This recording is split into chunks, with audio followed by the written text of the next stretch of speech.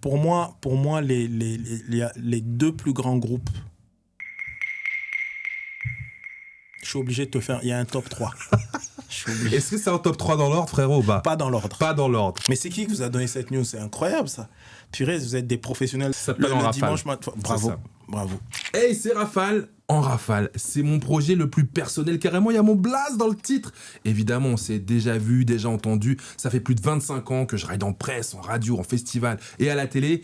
Et mon micro, je vous l'ai toujours tendu. Et on va aller encore plus loin avec En Rafale. C'est vous qui allez poser les questions, toutes les questions, aux personnalités les plus en vue. Rappeur, auteur, compositeur, interprète, écrivain, réalisateur et metteur en scène, notre invité sait se servir de tous les espaces pour mener à bien sa mission, puisqu'il est en mission. Tel un New African Poet, son groupe originel, les NAP, qui a mis Strasbourg sur la carte naissante de ce qui va devenir l'âge d'or du rap français. Plusieurs albums dès la fin des années 90, plusieurs solos depuis 2004, sans oublier un livre et un film cette année-là, qu'Allah bénisse la France, et puis son interprétation du Jeune Noir à l'épée, un tableau peint en 1850 par Chavannes, un livre-album en 2019 est paru, suivi d'une création au Théâtre du Châtelet, sa version des Justes d'Albert Camus, avant une série écrite par son épouse, l'artiste Wallen, 9-3 bébés, qu'il va réaliser. Aujourd'hui, il est particulièrement présent avec cette nouvelle tranchée, Fursi, Né libre, un film qui a mis 10 ans à arriver au cinéma, à partir du moment où des jeunes de La Réunion l'apostrophe là-bas en mettant entre ses mains le livre L'affaire de l'esclave Fursi, écrit par Mohamed Aïssaoui, mais aussi l'album Fursi Héritage, réunissant de grands noms du hip-hop français et du Maloya. Mettre les mots qu'il faut sur les mots qui divisent pour recréer du commun, Abdelmalik répond à toutes vos questions en rafale. Juste avant qu'on commence, merci pour le succès du premier épisode avec Aïssa Maïga. Merci à elle, merci à vous évidemment. Il est dispo sur YouTube, sur notre chaîne En Rafale. Si vous ne l'avez pas encore maté, merci pour vos retours, vos commentaires, vos partages, votre soutien. On est ensemble, on se lâche pas. Alors, merci d'avance de vous abonner si ce n'est pas déjà fait à nos réseaux, à la chaîne, où que vous regardiez, où que vous écoutiez ce podcast. Ça va beaucoup nous aider en termes de visibilité, de crédibilité et de possibilités. Allez, générique.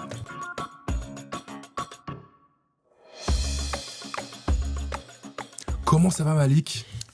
On fait en sorte que ça aille. Ah, juste on fait en sorte que ça aille. Non, c'est toujours ça. Parce que des fois, il y a des moments un peu plus difficiles, il y a des moments plus simples, mais on doit toujours essayer d'être constant dans l'humeur. En tout cas, c'est ce que j'essaye de faire. C'est un moment comment, là, tout de suite? C'est un moment enthousiasmant, un moment aussi une forme de rush, donc il y a une sorte d'adrénaline comme ça et tout. Mais c'est un bon moment. On va expliquer parce que la dernière fois qu'on s'est vu, Malik, c'était avec le coproducteur de ce podcast, d'ailleurs Reza Stax, qui est dans la coulisse, là, juste là, à une des avant-premières de ton film événement Fursi, Né libre, dans le cadre du festival Ciné Banlieue à la Cité du Cinéma de Saint-Denis. Le film nous a bouleversés, mais ça je te l'ai dit, c'est un succès d'ailleurs. On va évidemment avoir l'occasion d'en reparler, d'autant qu'il y a un album aussi qui est là, qui s'appelle Fursi Héritage, qui est canon. Évidemment, on en reparle aussi. Moi j'ai la chance de te connaître depuis longtemps, Malik. Ouais. Très longtemps. Est-ce que toi, tu te souviens la première fois qu'on s'est rencontrés? J'ai réfléchi, je me suis dit, mais... Tu nous avais interviewé NAP pour Fumigène. Et on avait sympathisé. Tu m'as dit, est-ce que ça te dirait d'écrire et tout ça? Et j'ai dit, pourquoi pas. Et j'ai profité de l'occasion. Tu as écrit pour moi, alors. Ouais. Ah, c'est génial. J'aime bien, j'aime beaucoup. Plus tard, tu as même posé en couverture de ce magazine. Ouais. Sous l'œil du photographe Axel Dupeux, qui vit à New York maintenant. Tu as posé avec Fabien Coste, vieil ami, qui est aussi ton DA sur ce film et sur l'album. Ouais. Mais aussi avec Ali, moitié du duo Lunatique. Ouais. Je relisais avec nostalgie un peu cette interview, c'était en 2008. À propos de ta musique, il nous avait dit ça, Ali. Abdelmalik propose la rencontre. Il a été récompensé pour les risques qu'il a pris, parce qu'en même temps, il se met à dos les gens qui voulaient le clash. Ils étaient nombreux à l'époque. En fait, j'ai pas compté. Ce qui était important pour moi et qui l'est toujours, c'est que c'est important d'être soi. Et de faire fi de tous les avis que les gens peuvent avoir sur toi. Parce que le problème, c'est que si tu vis à travers les avis des gens, ce que pensent de toi les gens, en fait, tu vis pas vraiment. Et très vite, j'ai compris ça. Et en tant qu'artiste hip-hop, très vite, je me suis dit, en fait, je suis pas un artiste dans la culture hip-hop. Je suis le hip-hop. C'est moi qui donne le là, c'est moi. Et je pense que tous les artistes devraient se dire ça. Parce qu'en disant ça, ils vont cultiver leur singularité. Et en cultivant la singularité, en fait, on sort d'une tension qui nous concerne tous, qu'on soit artiste ou pas, c'est la peur.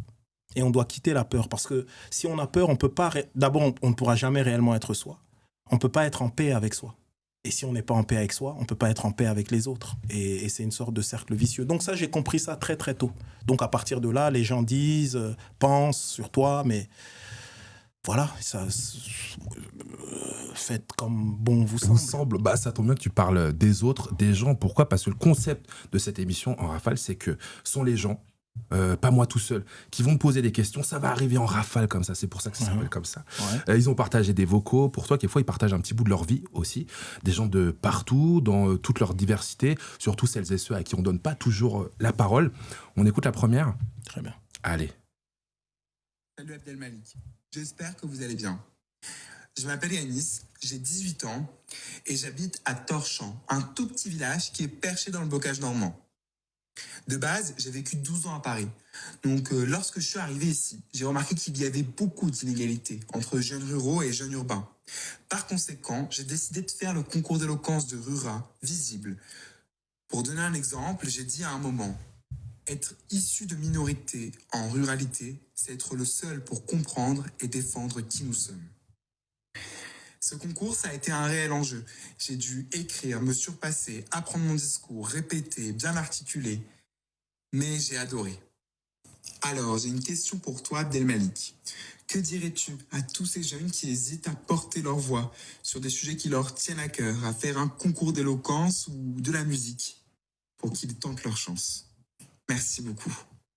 Bah non, merci Yanis. En plus, on l'entend merci, très ému. Hein. Ouais, c'est beau. C'est beau. Qu'est-ce qu'on lui répond alors ? Moi, je vais lui répondre en 2 temps. D'abord, je dirais la fondation de tout ce qui peut mener à un épanouissement réel, c'est d'abord l'éducation, le savoir, la culture, la connaissance.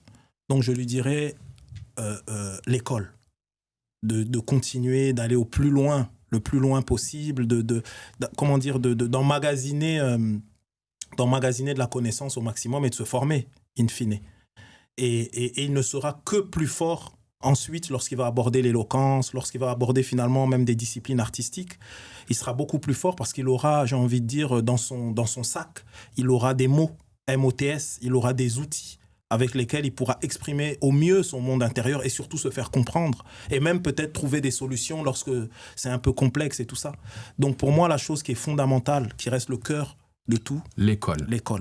Voilà. Et après, dans un deuxième temps, comme je t'ai dit, ensuite, il s'agit d'être rigoureux dans ce qu'il va faire au niveau de l'éloquence. Il s'agit de faire tout le travail, ou le travail artistique de manière générale.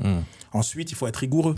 Mais cette rigueur-là, elle sera d'autant plus, puissante s'il y a une base de connaissances, de savoir et d'éducation. Il a parlé d'un concours de Rura qui se présente comme une asso qui lutte contre les fractures territoriales en pariant sur les jeunes de la ruralité et des petites villes. Elle est soutenue par la Fondation Engagement Média pour les Jeunes. On embrasse fort Nilou Soyeux, évidemment, qui a l'initiative d'une émission de télé événementielle que j'anime sur France Télévisions. Et dont je suis parrain.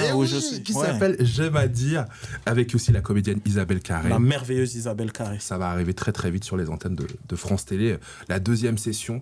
Ça va être très très bien. Yanis, il nous a aussi parlé de musique à l'instant. Alors on va parler musique avec l'album Fursi Héritage qui est là avec Matteo Falcon. Vous avez monté un groupe qui s'appelle AMF. Vous avez convoqué les frérots, ils ont vu le film.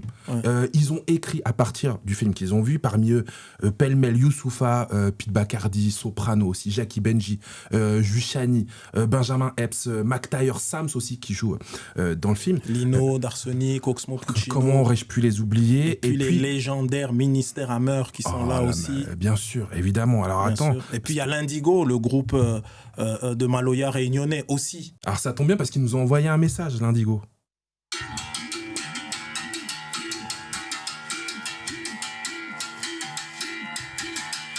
Comment il est, mes amis? Comment il est, Malik?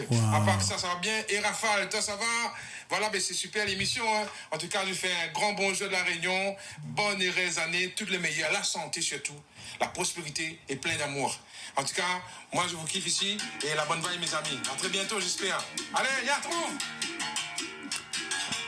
C'est Olivier Arras qu'on entend. C'est Olivier Arras qui est un artiste et un être exceptionnel. Il y a cette idée aussi de la défense par le créole et le maloya. On l'a entendu, un peu de créole. Ouais. Et finalement, cette défense de la singularité, d'une singularité. Et Et c'est la langue de la singularité, c'est la langue du combat. Et eux représentent ça de manière fabuleuse. Et puis c'est un artiste fabuleux. Là, on l'a entendu jouer comme ça, mais il faut voir quand, justement, avec ses neveux, avec ses enfants, avec sa femme, ils ont un groupe magnifique qui est l'Indigo. Qui est fou. Et qui est fou. Et ce qu'ils font, c'est bouleversant. Et ils m'ont fait l'extrême honneur d'être aussi sur l'album Fursi Héritage. Mais Dans le film aussi. Dans le film, ils jouent.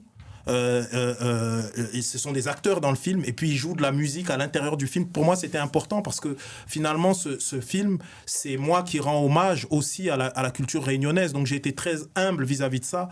Donc, Olivier et l'Indigo, ils ont une part importante, mais il y a aussi Daniel Waro, le légendaire Daniel Waro qui ouvre le film par une chanson. Et ça, voilà, c'est important pour moi. Fursi est un Réunionnais et c'était important aussi de rendre hommage à la culture réunionnaise dans son ensemble. Et d'avoir effectivement cette bande-son, le Maloya, pour celles et ceux qui ne le sauraient pas, c'est une des grandes fiertés culturelles de la Réunion, un genre musical symbole de résistance face à l'oppression coloniale qui est née des souffrances de l'esclavage. C'est la bande-son de l'île Bourbon, donc de la Réunion. J'imagine que c'était important. Donc j'ai compris que c'était important de les retrouver sur cet album et on les embrasse fort, l'Indigo et les Réunionnais, les Réunionnaises aussi, qui ont accueilli ce film, qui ont une sacrée histoire par rapport à ce film. D'ailleurs, j'ai cité les artistes présents sur le projet. Pour moi, il manque Ayam sur ce projet. Sur Fursi Héritage. Mais en vérité, c'est un rendez-vous manqué lié à des histoires de planning, de trucs. Je savais parce que j'ai vu Akhenaton, notre camarade Chill, réagir au film, avoir vu le film. Mais tous Ayam sont venus, ils étaient... quand j'ai fait l'avant-première à Marseille, c'était particulièrement émouvant. Tout le monde, ceux qui me connaissent un peu, ils savent tout ce que je dois à ce groupe légendaire qu'est Ayam. Et tous les membres d'Ayam étaient là. Ils m'ont fait un honneur magnifique. Et puis, encore une fois, sur ces thématiques-là, puisque le hip-hop, on est toujours précurseur, on est toujours en avance, Shuriken avait fait ce morceau, Les Tam Tam de l'Afrique, où précisément, c'était un morceau sur l'esclavage. Et dans le premier album d'Ayam, de la planète Mars. Et en ce sens-là, voilà, normalement, il devait y être, mais bon, il y a eu mais bon, ça n'enlève pas. C'est le plus grand groupe de rap français, européen, et des êtres humains extraordinaires. Je veux quand même expliquer le concept 360 que vous avez mis en place autour de l'histoire de Fursi. Il y a le film, donc Fursi n'est libre, sorti en salle le 14 janvier, qu'il faut absolument aller voir. Il est encore en salle, évidemment. Il y a un kit pédagogique aussi, avec la Fondation pour la mémoire de l'esclavage. Et là, je salue la sœur Aïssata Seck, cheville ouvrière de cette fondation. C'est dispo sur leur site, en direction des enseignants. C'est composé de 3 parcours destinés aux lycéens, seconde, première, terminale. Et puis, il y a évidemment cet album dont on vient de parler. Cette histoire, c'est d'abord un livre aussi, celui de Mohamed Aïssaoui. Je l'ai ici avec nous. Est-ce que tu veux bien nous lire quelques lignes comme ça au hasard? Ouais, au hasard. Ou de celles en tout cas qui te restent en tête, que tu as envie de partager avec nous. Il s'arrêta un instant, comme sonné lui-même par les paroles qu'il venait de prononcer. Il poursuivit. J'ai fait le serment au roi de ne pas m'écarter de cette voie, que ni les inepties ni les calomnies ne pourraient m'atteindre. Puis il porta le coup de grâce. Je demande au greffier de ne pas oublier de noter ce qui suit, comme la réglementation m'y autorise. Je fais appel de la décision qui vient d'être prise concernant le cas Fursi et je demande que l'affaire soit portée à la cour royale en 2e instance. Un silence, un long silence. L'assistance est figée. Non mais même là, pardon, on a trop envie d'applaudir ce qui se passe. Rien que là, quand tu lis, il se passe déjà quelque chose. Wow. Mais ce livre est incroyable. Moi, quand j'ai lu ce livre, en fait, je me suis dit, Fursi, c'est moi. L'histoire d'un esclave, en tout cas quelqu'un qui est considéré comme tel au 19e siècle, l'île Bourbon, qui a appris à lire en cachette, parce qu'évidemment, pour un esclave, le savoir en général, c'était illégal, qui, lorsque sa mère meurt, découvre qu'elle cachait des documents, et parmi ces documents, il y a un acte d'affranchissement. En fait, elle était libre. Si elle était libre, donc lui est libre. Donc il prend ses documents, il va au tribunal et il porte plainte contre son maître. Et commence pour lui 30 ans de galère. Et c'est cette histoire que je raconte. Et c'est cette histoire que raconte Fursi n'est libre. Mais une histoire vraie. Et qui est une histoire vraie. Et pour moi, donc on s'est inspiré de cette histoire-là pour faire notre Fursi n'est libre. Mais il y a quand même cette idée de dire que finalement l'éducation, le savoir l'a aidé à transcender sa condition d'esclave. Et qu'à un certain degré, moi également. Moi, qui viens des quartiers populaires, des cités, quartier du Neuf à Strasbourg, si j'avais pas rencontré pareil, le savoir, l'éducation, la culture, je ne serais pas devenu l'homme que je suis devenu. Et en ce sens-là, c'est un film aussi sur l'éducation. Bien sûr, un film sur la liberté, le combat aussi contre toutes les formes d'injustice, mais c'est profondément un film sur l'éducation également. Et ça, tout de suite, je me suis dit, ça, c'est un film, quoi. J'allais pas faire un film sur l'esclavage, mais j'allais faire un film sur l'abolition de l'esclavage. Si je dois bien avouer quelque chose à celles et ceux qui nous regardent, moi, j'admire ta rectitude. Depuis qu'on se connaît, tu tiens le même discours, aussi franc, la tête haute, et ça, on peut que t'adresser un big up. Ah, merci beaucoup. Bravo à toi, beaucoup. Malik. Merci on continue les questions ? Continuons les questions. Salut Abdelmalik, j'espère que tu vas bien. Moi j'avais 2 questions. J'aurais voulu savoir si on pouvait caresser l'espoir de voir apparaître les morceaux d'NAP sur les plateformes. Et ma deuxième question, c'était par rapport au projet AMF. J'aurais voulu savoir ce qui, pour toi, était le plus grand album collectif de rap français.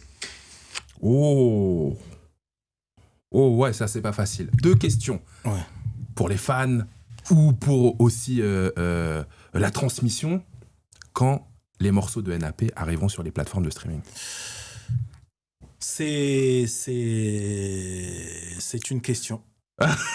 C'est une question parce que, si tu veux, nous, on a eu une manière, comment dire, on a travaillé d'une certaine manière et ensuite, le travail sur les masters, les producteurs, ceux qui détiennent les masters, c'est compliqué en fait. Et c'est pour ça que c'est un peu compliqué à se trouver, mais on garde bon espoir qu'un jour, on va régler tout ça et qu'on pourra poser...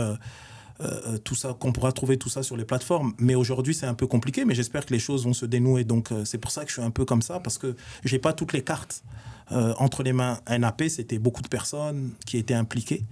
Et donc, voilà. Voilà pour la première réponse à Toan, qui vit à Marseillette. Je lui ai demandé, c'est juste à côté de Carcassonne. Et puis, il dit alors, il y a un nouveau groupe qui s'appelle AMF. Ouais. Quel est le plus gros groupe de rap français ou de super groupes? Pour moi, les 2 plus grands groupes, je suis obligé de te faire... Il y a un top 3. Est-ce que c'est un top 3 dans l'ordre, frérot? Pas dans l'ordre. Pas dans l'ordre. On préfère faire un warning tout de suite. Le top 3 n'est pas dans l'ordre. Ouais. Donc, je dirais Ministère Hammer. Bien sûr. Passy... Stomy, mais aussi le Ministère Hammer historique, ceux qui étaient les Ahmed D, les Moda et tout ça.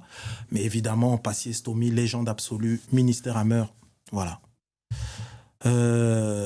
Non, purée, là j'ai presque envie de te dire un top 5, mais bon. Podcast n'est pas à rallonge, Malik. C'est ça. Évidemment, IAM. Bien sûr. IAM. T'aurais pas cité IAM, je t'aurais dénoncé. Non, IAM, tu peux pas tester IAM. C'est vraiment quel groupe. Et que de choses à dire sur eux. Ils ont façonné tout, quoi. NTM, on peut pas. Donc NTM. Je veux dire NTM, c'est NTM, quoi. Pour moi, l'un des plus grands rappeurs et on l'a jamais célébré assez. Pour moi, c'est l'un des plus grands rappeurs du game, l'une des personnes qui a le plus influencé, qui est Cool Chain. Et je trouve qu'on n'a pas assez dit à quel point c'est un grand artiste. À quel point il a inspiré par son écriture. Par son écriture, mais même son attitude, son état d'être. C'est un être, pour moi, voilà, c'est l'un des plus grands rappeurs. Après, j'ai des mentions spéciales. Des ex-aequo. Non, je suis obligé. Mention spéciale Assassin, parce que attention, Assassin aussi, avec le Big Homie Rockin' Squat, je veux dire Assassin, et toutes les périodes, que ce soit la première période Assassin avec Solo, avec DJ Clyde, c'est hyper important, et puis le Assassin ou la période Maître Madge, Squat, et la période aujourd'hui, je veux dire, lui aussi il y a une cohérence. Et puis là je suis obligé, c'est pour ça que j'ai dit top 5, et obligé de dire NAP, mon crew. Ah ben évidemment. NAP, je veux dire, on a apporté énormément, ce qu'on a fait, on est quand même l'un des premiers groupes, si ce n'est le premier groupe à part IAM, qui sont venus de régions, de provinces comme on disait à l'époque, qui sont imposés sur la capitale, etc. Donc voilà. J'aime voir comment tu t'illumines quand tu parles de rap français, de hip-hop. Et il y a une expression que j'ai entendue de toi il n'y a pas très très longtemps. Je me suis dit, mais il a tellement raison. quand on te pose la question, tu dis bah moi je suis d'origine hip-hop. Eh ben oui, Et je peux encore dire un autre groupe? Vas-y, tiens frérot, c'est chez toi ici, hein. Non, parce qu'il y a aussi... En fait, il y en a deux en même temps dans ce groupe. T'as les pionniers du 94 qui sont les Little MC avec Sully B. Wax et RL et DJ Sec. Tu connais bien Sully B. Que je connais bien. C'est des gens avec qui ont été importants dans notre cheminement. Des vrais pionniers, ouais. Des vrais pionniers. Et si on parle de ça, on est obligé de parler donc de la mafia Quinfri et tout ce qui tourne autour. Donc on peut pas faire l'exception de ça, voilà. Donc j'ai dit un peu... là, je crois qu'on est bien, non? J'aime bien parce que c'est une grande concorde. Et ça me va parfaitement. Ah ben, c'est le hip-hop, la richesse du hip-hop. Et je m'excuse pour tous ceux que j'ai pas... Tous ceux aussi qui ont apporté, parce qu'il y en a énormément, c'est ça qui est fabuleux. C'est les fameuses questions pièges quand on te dit de choisir. Mais en réalité, voilà, il y en a beaucoup d'autres qu'on n'a pas nommés là, mais voilà. Il y a 30 ans, cette année, sortait La Racaille sort un disque de NAP. Il y a 20 ans, un autre album important, Gibraltar, puisque c'est un des albums qui, pour le coup, t'a fait péter à la face du grand public. Toi, t'as au moins 6 albums solo au compteur, si je me trompe pas, en comptant Le Jeune Noir à l'épée. Ouais. Dernier en date. Gibraltar 2006, récompensé d'une victoire de la musique l'année suivante. C'est un album en plus particulier parce qu'il marque un tournant pour toi, personnellement, dans ton cheminement. Je pense qu'il marque un tournant pour moi, personnellement, dans mon cheminement. Il y a un avant et après, Gibraltar, concernant ma carrière. Mais je pense qu'il marque aussi un tournant dans le paysage même hip-hop, même artistique tout court en France. Il y a quelque chose qui s'est passé à ce moment-là. J'ai le sentiment, en tout cas, que le fait d'avoir osé faire ce disque, ça a permis à d'autres aussi peut-être de faire des choses. J'en parlais avec différents rappeurs, notamment Fefe et d'autres. Fefe, Sayan Soupakrou notamment. Bien sûr. Et on aurait pu parler d'Isayan aussi. Bon, c'est un autre... Mais et puis on aurait pu parler des Sages-Peaux et tous les trucs, Beat de Boule et tout ça. Parce que tu vois, Dan, Zoxy, Mélo, Philo, je veux dire là aussi, tu vois. Bon, mais ça va revenir. On va dire progressivement, on va égrener, on sortira des noms comme ça, des légendes. Et ouais, ça, je pense que ça a libéré beaucoup de gens. Et pour moi, c'est un honneur que quand je vois des rappeurs qui viennent me voir et qui disent voilà, cet album il m'a apporté ça donc voilà. Est-ce que tu penses à un event pour le célébrer, quelque chose? Non, bien sûr, mais ça c'est plus que penser. En fait, pour les 20 ans de Gibraltar, on est en train de préparer une tournée où je vais faire des concerts, mais où je vais jouer uniquement Gibraltar, du premier morceau au dernier morceau. On va faire, on va faire ça, bien sûr, on sera avec Matteo Falcon, qui lui, il est en train de travailler aussi sur son album. Donc voilà, on est en train de préparer ça. Ouais. Ça, c'est une belle nouvelle. Ouais, tournée Gibraltar pour fêter les 20 ans. Je suis content ça que arrive. tu partages ça avec nous. Quand est-ce que tu as commencé à écrire tes premiers textes? Les premiers trucs que tu as griffonnés, c'était quand? Je devais avoir 12 ans, je pense. 12 ans, et je rentre dans NAP, j'ai 13 ans. Et quand je rentre dans NAP, on commence les concerts. C'est ton frère, en fait, qui te, en fait, qui te tire par le col. Mais en fait, ce qui s'est passé, donc mon frère aîné, Bilal, ils sont montés NAP et tout, nous on regardait un peu ça de loin. Et moi, j'étais le genre de gamin qui a un journal intime. Ah ouais. J'avais mon journal intime, j'écrivais aujourd'hui, j'ai fait ça. T'écrivais quoi? J'écrivais ma vie, le quotidien, ce que j'ai fait, tout ça. Genre, il ressemblait à quoi ce journal? En fait, on y retrouvait quoi? En fait, d'abord, c'était un journal, il y avait une ballerine dessus qui était dessinée. Et il y avait un petit cadenas. Donc je fermais, j'ouvrais. T'avais ce genre de petit... Bien sûr, je disais aujourd'hui, on a fait ci, j'ai fait ça. Bon, je vous dirais pas ce que je disais parce que... Est-ce que t'avais ce genre de petit carnet? Genre avec une ballerine? Avec une ballerine. Et avec un cadenas? Vous voyez, ça, c'est du professionnalisme, ça. Hein. Ce genre de carnet, Malik, qui est pour toi, hein? Ouais, j'avais ça. Pour la nostalgie. Vraiment, j'avais ça. Et donc, je le mettais dans mon truc et tout. Et Bilal, il vient un jour et il prend tu sais, les grands frères. Il prend le ciseau et il casse le truc. Il a osé faire ça? Je te jure, il a osé faire ça. Et il lit le truc et tout. Et quand j'arrive, je le surprends en train de dire, qu'est-ce que tu fais? Et puis toi, t'es le petit frère. Tu veux pas dire, hey, tu fais quoi? Je lui dis, qu'est-ce que tu fais? C'est mon truc et tout. Et lui, il dit, mais au lieu d'écrire n'importe quoi, là, rejoins-nous dans le groupe. Comme ça, tu pourras faire quelque chose de ce que t'écris. Et en fait, c'est parti de là. Et donc, j'ai commencé... parce qu'en fait, j'écrivais des poèmes, des trucs. Mais bon, c'était des poèmes, ils étaient un peu trash. En fait, les trucs que je racontais, c'était les difficultés qu'on vivait, notre quotidien dans la cité et tout ça. Et c'est comme ça que j'ai rejoint NAP. Et j'ai commencé à écrire comme ça. Et très vite, puisqu'ils étaient hyper organisés, hyper pro. Et ils organisaient des soirées, eux, déjà à l'époque. Donc, dans leurs soirées, il y avait toujours un moment freestyle, un moment... et on rappait sur les phases B, des albums américains. Beaucoup des disques faisaient des disques de Def Jam ou de Cold Chillin'. Donc, les trucs de... Des grands labels. Ouais, les grands labels de l'époque. Et donc, on rappait. Il y avait des phases B juste avec des instrumentales, en fait. Juste des instrus. Et donc, on rappait sur ça et tout ça. Et c'est comme ça que j'ai commencé. Et puis, nous voilà aujourd'hui avec toi, Rafale, maintenant. C'est génial. Je te propose un jeu en rafale, Malik. Ton album Gibraltar a 20 ans cette année, mais d'autres albums ont fait l'actualité de cette année 2006. Belle année pour la musique. Je te propose d'en reconnaître un max. D'accord. Ça te va ? Ok. On lance le compteur ? Lançons le compteur. C'est parti. 1, 2, 3... C'est qui Ah, ça, c'est Diams. Ah bah évidemment, l'album. L'album, c'est dans ma chambre, dans ma bulle. Dans ma bulle. Évidemment, cet album-là. Dans ma bulle. Cette rappeuse. Kenya Arcana, évidemment. Le titre de l'album, je ne saurais dire. Entre Simon et Bonne Étoile. Entre Simon et Bonne Étoile, ouais. Qu'est-ce que ça peut être, ça ? Encore malade, évidemment. Bien sûr. Évidemment. C'est Midi 20. Moi, j'ai un problème avec les titres d'albums, mais je les connais. Je vais t'aider, on les fait ensemble, t'inquiète. Cet album-là, sorti en 2006. Renaud. Bien sûr. Renaud. Rouge Sang. Rouge Sang. C'est pas le plus connu, c'est vrai. Ouais. Qu'est-ce qu'on a The ici ? Game. Bien sûr, Dr. Advocate. Dr. Advocate. Tu reconnais cette boule à facettes ? Justin Timberlake. Bien sûr, Future Sex, Love Songs. Ouais. Celui-ci, pas facile. Chanteuse française. Charlotte Gainsbourg. Oh là là là là, 5,55. Ouais. Et évidemment, ici, Booba. on le reconnaît. Westside. Ouais. Là aussi, album de jazz.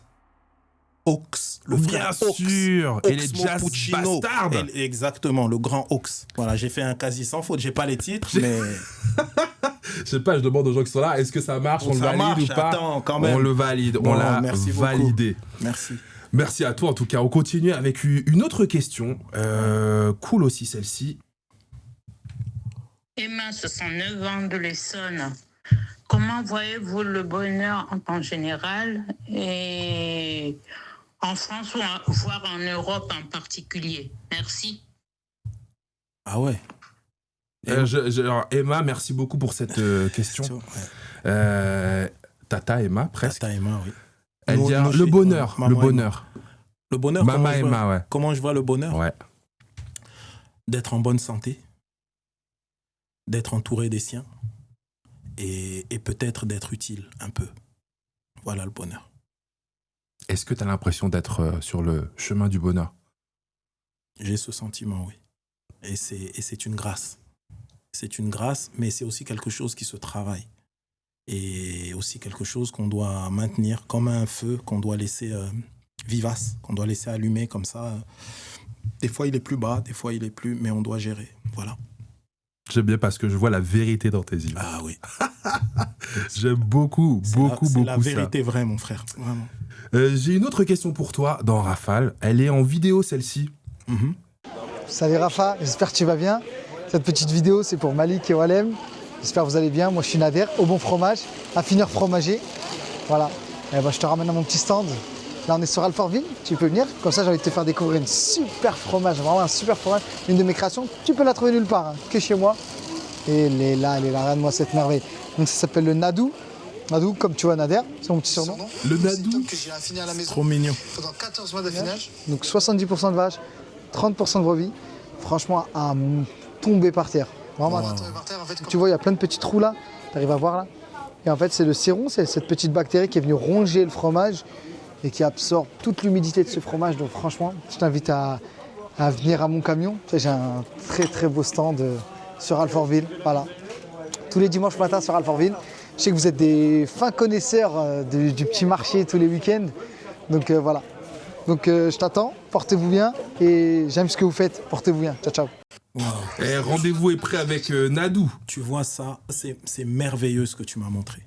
C'est merveilleux parce qu'à lui seul, Nader, il fait la synthèse de ce que j'admire. Quelqu'un qui a une passion, qui en fait quelque chose et qui reste passionné par ce qu'il fait et qui s'épanouit avec ça. Et ça, c'est fondamental. C'est un artisan. Et c'est quelqu'un qui travaille son art. Tu vois, quand il nous parle, il dit, voilà, j'ai fait ça de cette manière. Mais ça, c'est fabuleux, fabuleux. Pour ça, je me suis dit, il fallait que je partage cette vidéo avec toi. C'est magnifique, magnifique. Beaucoup de respect et je vais tout faire.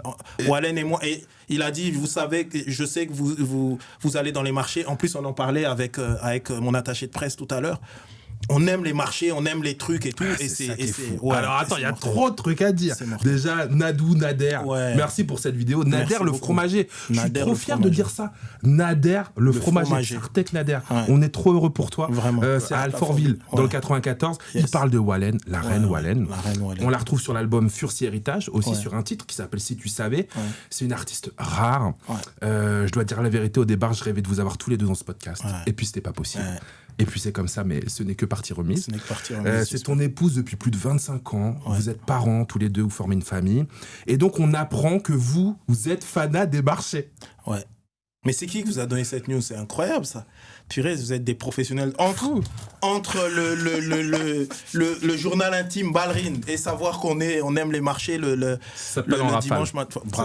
Bravo. Mais est-ce qu'on doit voir le marché, parce que je sais qu'avec toi toujours il y a un peu de philo aussi, est-ce qu'on doit voir le marché comme une illustration du faire et du vivre ensemble? Complètement. Est-ce que nos marchés, c'est des lieux mondes? Complètement. En fait, le marché, c'est vraiment une allégorie à la fois du vivre ensemble, du bien vivre ensemble et du faire ensemble. Et tu as raison de dire ça, parce que c'est des valeurs qui me sont essentielles. Et surtout, quand tu arrives dans un marché, tu as la France dans son entièreté, à la fois dans les différents commerçants, mais tu as aussi les publics, les différents qui viennent. Et on parle des choses du terroir. On parle de ce que, j'ai envie de dire, de ce que la terre, au sens littéral du terme, produit. Et qui permet de nourrir la population dans son entièreté. Et ça, c'est fabuleux. Et puis, on rencontre des passionnés comme ça, comme Nader, qui t'expliquent d'une certaine manière leur rapport aux choses, finalement, leur art. Et tout ça participe à l'art de vivre à la française. Totalement. Et on a une photographie magnifique de ce qu'est la France quand tu vas dans les marchés. Donc nous, des fois, on change de marché, on va voir et tout. Ouais, des fois, on fait ça. Et encore une fois, ça revient à ce que je te disais tout à l'heure, c'est qu'être français, c'est un état d'esprit, c'est un être au monde. Et dans les marchés, on voit la beauté de la France, quoi, à son meilleur. Et les gens se respectent précisément parce que les différents artisans, enfin, ce qu'ils amènent, ils ont le sens de l'effort et du travail. C'est fabuleux. Parce que j'ai oublié de dire, Malik, et pendant l'intro, c'est qu'on s'est aussi retrouvés tous les deux à Saint-Ouen, c'est en Seine-Saint-Denis, à l'inauguration d'une école pas comme les autres, une école populaire. Cette école, c'est l'école populaire banlieue climat, du même nom que l'assaut confondé en 2022 par une sœur, Sana Saïtouli, figure de la vie associative de Cergy, dans le 95, Abdelali El Badawi, créateur d'une autre asso qui s'appelle Banlieue Santé, et le rappeur Sefiu aussi, que tu n'as pas cité dans le top. Non, on parlait de groupe, n'oublie pas. C'est vrai. Sefiu. Bon. Et quelqu'un que tu connais bien, un compatriote de Strasbourg. Ouais.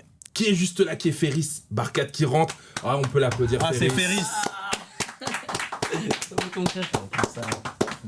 Connexion à Strasbourg. Oh là là. Quelle joie. Je suis content de vous avoir tous les deux. Strasbourg envahit la capitale. Là, t'as la force vive du présent et du futur qui est là. Compatriote, hein. Strasbourg. Strasbourg représente toujours. C'est un des parrains, Ferris, de l'école. Depuis le début, je m'en souviens, on se contacte. Et dès minute 1, il nous a fait confiance. Minute 2, il nous a donné de la force. Minute 3, on s'est pas lâché. Et depuis, on s'appelle, on se donne des conseils. Il m'a beaucoup aidé sur pas mal de projets, notamment avec la culture. Et ouais, on essaie de faire des choses. Mais je pense que ce qui était important pour moi, c'était d'avoir une figure de Strasbourg qui a aussi vécu un peu le parcours de Strasbourg à Paris, obligé de faire des trucs sur Paris parce que t'as pas le choix d'être ici. Et la centralisation. C'est ça. On n'a pas le choix. Mais du coup, c'est intéressant d'avoir quelqu'un qui a eu ce recul-là, qui a une autre expérience. C'est quoi le meilleur conseil qu'il t'a donné? Tu t'en rappelles ou pas? Le meilleur conseil, je pense que ça a été ne fais pas de politique. Ne fais pas de politique. Ne va pas dans ces milieux-là, à part si t'es vraiment prêt à le faire, tu vois. C'était pas en mode... Mais c'est vraiment ce truc de... La récupération politique, elle va très vite. Et très vite, tu peux te dire que je vais me battre pour mon intérêt individuel. Quand t'as de la lumière, quand t'as la possibilité. Et lui, il a toujours essayé de rester là où il savait faire, là où il était utile. Et je pense que ça a été un modèle de me dire, ouais... Enfin, déjà, de base, j'avais pas plus envie que ça, mais le fait d'avoir un recul comme ça de quelqu'un qui a eu ce parcours et qui me dit, ils vont essayer. Mais... En fait, c'est ne fais pas de politique politicienne. Ouais, c'est ça. Parce que du politique, on en fait. Du politique, tu fais que ça. Tous les jours. Mais c'est de ça. Toi aussi. Bien sûr. Moi, c'est poétique et politique. Il y a cette nuance, je dirais. Mais ce que je veux dire, c'est que tout à l'heure, on parlait de l'importance de l'éducation, du savoir, la culture et tout. Et Ferris est un parfait exemple de ça. C'est-à-dire que, d'abord, c'est quelqu'un qui est...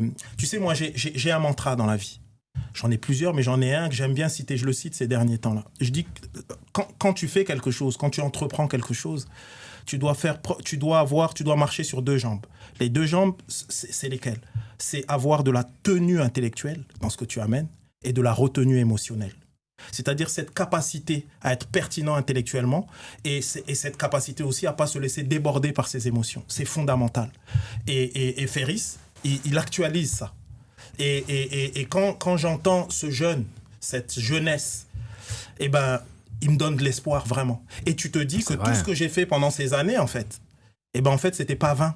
Qu'il y a une répercussion. Et de savoir que ces répercussions-là, c'est des jeunes de chez moi, de Strasbourg, de ma ville, qui récupèrent ça et qui je trouve ça fabuleux. C'est fou, hein. Vraiment, c'est fabuleux. Et ce jeune-là, on doit le célébrer. C'est important. Lui et tous ceux qui sont autour de lui, bien sûr. Parce que ce collectif il est pas seul, fédère. Et c'est incroyable. On a vécu, par exemple, une soirée au Palais de la Porte Dorée. Ouais, c'est magnifique. Vous avez fait une soirée culturelle. Ouais. J'ai été étonné de voir le nombre de jeunes dans la salle et sur scène autour de vous, autour de ce collectif. C'était incroyable. Allez voir les images sur les réseaux ou sur le compte de Banlieue Climat. C'était vraiment canon. Donc, et puis au-delà que ce soit qu'il y ait du monde et tout ça, c'est la qualité de ce qui est proposé. Bien sûr. Tu vois, c'est-à-dire le fait que ce qui est proposé, c'est quelque chose qui peut être pertinent dans ton regard, comment tu vas regarder le monde, comment tu vas regarder l'endroit où tu vis et comment tu vas évoluer en tant qu'être, intellectuellement parlant. Et en ce sens-là, je trouve que ce qu'ils font, ces jeunes, ils sont brillantissimes. Associatifs, militants, activistes aussi, vous faites beaucoup de choses et maintenant ils donnent des cours. Tu parlais de l'école. Bien sûr. Où est-ce que tu donnes des cours maintenant ? La Sorbonne Nouvelle. La Sorbonne. Hein, c'est pas des grosses têtes, ça. Attends, est-ce que c'est pas ouf ? Je crois que c'est le premier non diplômé qui donne cours à la Sorbonne. Ouais. Ferris Barcade de Strasbourg. Mais oui, et c'est ça, c'est ce qu'on disait tout à l'heure, c'est cette capacité, vraiment cette idée de la culture, le savoir, l'éducation, mais l'intelligence, tu vois. Et le fait qu'il soit si jeune, eh ben en fait, c'est ça qui donne de l'espoir. Pour moi, le lien générationnel, il est fondamental. La jeunesse seule, ça peut se transformer en une énergie pure comme ça qui sautille. Et nous autres, on peut être des espèces de sages bougons dans son coin. Mais quand tu mets les deux ensemble, tout d'un coup, il se passe quelque chose d'incroyable. Et en ce sens-là, c'est un honneur que je puisse dire que voilà mon petit frère. Moi, l'honneur. Voilà, c'est l'honneur un honneur. pour moi, mon frère. Vraiment. Et non, mais c'est vrai que je pense qu'il y a un truc de se dire qu'on n'est pas tout seul dans ce genre de combat qui est important pour nous et de voir que certains sont passés par les mêmes expériences, parce que quand on est jeune, c'est ça, on a l'impression de tout découvrir et d'être les premiers à avoir découvert des trucs. Et quand tu commences à évoluer, notamment sur cette question de la récupération, de toutes ces questions de où est-ce que tu te places, où est-ce que tu es utile, nous c'était important notamment dans la culture de ne pas faire des choses culturelles juste pour les montrer, parce que montrer aujourd'hui ça a remplacé le fait de changer. Donc vu que j'ai montré, ça va. J'ai besoin de changer le monde puisque je montre quelque chose. Et les artistes, c'est vrai que je suis très critique en ce moment du milieu culturel, ils se contentent de montrer. Et nous, ce qu'on a voulu faire avec le 18 octobre et de manière générale dans la trajectoire d'Abdel Malik et d'autres artistes qui font du travail sur le terrain avec les gens, c'est de se dire qu'avant de montrer, on vient réparer. Et parce qu'on a réparé, peu importe l'impact que ça va avoir, peu importe qui va être dans la salle, on s'en fout, on n'a rien à cirer, parce que les lieux culturels, ils sont de facto, ils ont été récupérés, ils sont excluants, parce qu'ils sont construits d'une façon très bourgeoise, avec une élite culturelle et une reproduction sociale qui fait qu'à force, on s'est délaissé de ces endroits-là. Donc, le public, il va être compliqué à mobiliser. Par contre, si nous, quand on arrive là-bas, on ne vient pas tout seul, on vient en collectif, on vient avec des plus anciens, des plus jeunes, et bien là, forcément, on a déjà gagné. On a gagné avant de se battre. Avant même le 18, on avait gagné. Pourquoi ? Parce que les mamans et les jeunes qui ont pris la parole sur leurs histoires, sur leur exil, et ben c'est déjà une folie pour elles et pour eux de parler. Donc en fait, on s'est dit, en vrai, peu importe ce qui se passe, nous, on a fait notre taf. Cette soirée du 18 au Palais de la Porte Dorée était incroyable. Vraiment, je vous invite à aller mater ça. Si j'étais pas là, s'il n'y avait pas les caméras, s'il n'y avait pas les micros, vous seriez dit quoi ? Ce qu'on se dit d'habitude. C'est-à-dire, en fait, ça peut se résumer, ce qu'on se dit. Donc, on se dit des choses et tout, mais la réalité, c'est « je t'aime, mon frère ». C'est ça qu'on se dit, en fait. L'amour. Ça prend d'autres mots, c'est tout, mais en fait, on dit ça. Et que c'est un amour mutuel. Et c'est ça le plus important. L'amour, c'est l'amour qui sauve. Vous avez envie de vous prendre dans les bras, je le sais. Oui, je le vois, je le sens. J'adore. C'est la famille. Ferris, c'est la famille. On arrive à la fin de cette émission, Arafal. Avant de se quitter, je vais te laisser répondre à une dernière question.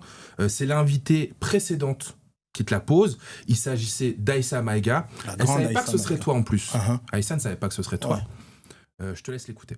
La question pour le prochain invité ou la prochaine invitée, c'est quelle est la qualité de Rafale que tu préfères ? La question, elle est juste là pour saucer Rafale. Dinguerie. Attends, il vient du hip-hop, il se fait une égo trip, il a le droit. Je n'ai pas payé Aïssa Maïga pour poser cette question. C'est au terme de notre entretien, c'est la question qui lui est venue. Bon, en fait, d'abord, il faut préciser qu'on se connaît bien et depuis longtemps. C'est vrai. Et ce que j'ai toujours apprécié en toi, la première chose, d'abord, c'est ton tempérament. Cette gentillesse, cette ouverture, ce regard qui sourit tout le temps. Ça, c'est extérieurement, c'est hyper important, le rapport aux autres, etc. Mais ce que j'apprécie le plus chez toi, c'est la cohérence et l'idée, une certaine idée du journalisme, c'est-à-dire il y a une forme de déontologie journalistique dans ta manière de faire les choses. Il y a toujours une question morale derrière. Il y a toujours le fait de se dire, ok, est-ce qu'on est, j'ai envie de dire, du côté, est-ce qu'on est du bon côté ? Est-ce qu'on est du côté des victimes ? Toujours. Et ta vigilance à ne jamais être du côté des bourreaux. Et ça, pour moi, c'est une qualité. Pour un journaliste, quelqu'un qui est là pour interviewer les autres et aller questionner l'autre, être dans cette démarche-là, j'ai envie de dire d'être dans cette droiture-là, pour moi, ça n'a pas de prix. Et c'est en ce sens-là que je te respecte et que je t'aime, mon frère. Rafa. Mais le frérot, merci beaucoup. Merci beaucoup. C'est vrai. Je voudrais rajouter. Tu peux répondre à la question, Ferris. Parce qu'on sent qu'il y a besoin de compliments. Il en veut. J'ai besoin que mon petit frère Ferris me dise quelque chose de cool. Non, mais en vrai, je rejoins totalement ce que Abdelmalik a dit parce qu'il y a la question de l'écoute chez toi. Genre, il y a une capacité, pour moi, la vie, c'est de l'écoute. La capacité à écouter l'autre. Mais écouter l'autre, c'est être en mesure aussi de faire taire son monologue intérieur pour ne pas être en mesure de interpréter ce que l'autre va dire sous le prisme, parce qu'on a tous chacun notre prisme, chaque mot va résonner différemment, chaque concept va résonner différemment. Et toi, j'ai l'impression que t'écoutes tellement, et c'est rare avec l'âge, avec tout le respect, mais t'as vu, m'a mis une balle perdue au passage. Non, mais ça c'est normal. Avec tout le respect, l'âge fait que forcément, j'ai vu quelque part quelqu'un qui disait l'âge, il fait que t'es de moins en moins souple, que t'es de plus en plus rigide, t'es de plus en plus fort aussi, mais t'es de plus en plus rigide aussi. Et donc t'as du mal, forcément, quand t'écoutes quelqu'un, à ne pas le lier à une expérience que t'as eue, à une trajectoire que t'as pu voir, à un conseil qu'on t'a donné. Et toi, c'est comme s'il y avait une forme de discipline de la naïveté, de discipline de l'écoute qui s'installait quand tu écoutais quelqu'un. Et c'est que je peux te dire n'importe quoi, peut-être que tu vas après le juger, et t'es un être humain comme tout le monde, mais dans un premier temps, il y a une forme d'écoute totale que j'apprécie beaucoup et qui fait que je pense que c'est aussi lié à ce qu'Abdelmalik a dit dans ta capacité à être du bon côté. Mais pour être du bon côté, il faut d'abord avoir réussi à écouter et avoir écouté justement, quoi. On t'a mis bien là. Qu'est-ce que je vous aime tous les deux. On t'a mis bien. Hein. Je ne vous ai invité que pour ça. C'est bon. J'aurai mon billet le qui crame. Non, on t'a mis bien, mais c'est surtout la vérité. Au-delà de on t'a mis bien et tout ça, ça c'est un truc, mais c'est la vérité. Est-ce que tu pourrais poser une question à un invité au suivant que tu ne connais pas et je lui poserai la question. La question que je vais poser à l'invité suivant ou suivante, est-ce que tu t'aimes suffisamment ? Est-ce que tu as assez d'amour ? Est-ce que tu considères que tu consacres assez d'amour à ta propre personne ? Voilà la question. Ouais, bonne chance au prochain. Oh là là, merci à vous deux. Ferris Barkat avec le collectif Banlieue Climat. À suivre sur les réseaux. Là, on essaie de bien se structurer parce qu'on est une asso comme jeune, on a 3 ans, mais aujourd'hui, et c'est important de le dire, les associations, le mouvement climat, le mouvement pour la justice sociale de manière générale, il y a beaucoup moins de financement, c'est compliqué, donc soutenez, aidez-nous, pas forcément nous directement, mais tous les acteurs près de chez vous, dans votre ville, les assos, c'est important parce qu'il y a un climat politique qui va s'installer qui est compliqué, municipal, présidentiel. Donc voilà, soyez là pour résister et je pense que voilà, nous on va essayer de se structurer un maximum pour cette année, essayer de proposer des choses qui ont un sens et essayer de sécuriser un maximum de nos gens. Bien sûr, et la résistance, tu le sais, c'est aussi la culture. Le film Fursi, né libre, il est toujours en salle. C'est un énorme succès. Cet album Fursi Héritage, qu'on aime beaucoup, beaucoup, beaucoup avec des des artistes incroyables du Maloya au rap français. Donc Fursi Héritage. Et puis les 20 ans de Gibraltar. Les 20 ans de Gibraltar. La célébration que tu as annoncée. Ouais. Merci Malik d'être venu à toi, nous Rafa. voir. Merci, de nous Ferris. avoir reçus. Merci à vous. Merci beaucoup. Merci aux équipes et surtout merci à vous. Je vous en demande encore un petit peu plus. Abonnez-vous, ça nous aide beaucoup parce que c'est une nouvelle aventure. Mais surtout, partagez ici ou le lien sur WhatsApp. Commentez, mentionnez les fans de Malik, de Ferris ou celles et ceux qui devraient le devenir. Prenez soin de vous et surtout des autres. C'était En Rafale. Salut.